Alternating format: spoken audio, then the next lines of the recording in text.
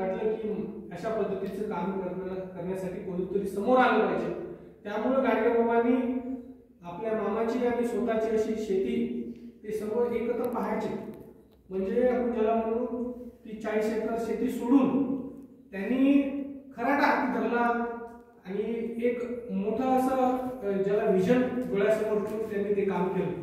म्हणजे गाडगेबाबांनी जे विजन म्हणू आपण आणि जे मिशन म्हणू त्यांचं विजन एकच होतं की हा पूर्ण भारतीय समाज शिक्षित झाला पाहिजे आणि त्यांचं मिशन होतं की हा स्वच्छतेचा संदेश त्यांनी अंगीकारला आणि दिला आयुष्यभर आणि पूर्ण भारतभर भ्रमंती केली आणि काही स्वच्छतेसाठी आणि त्यांना जे काही गरिबांबद्दल जे काही कळवळा होता जी आभार व्हायची तीर्थक्षेत्राच्या ठिकाणी त्यांनी धर्मशाळा उभारल्या आणि ज्या गावामध्ये शाळा नसतील अशा ठिकाणी शाळा उभारण्यासाठी त्यांनी प्रयत्न केले।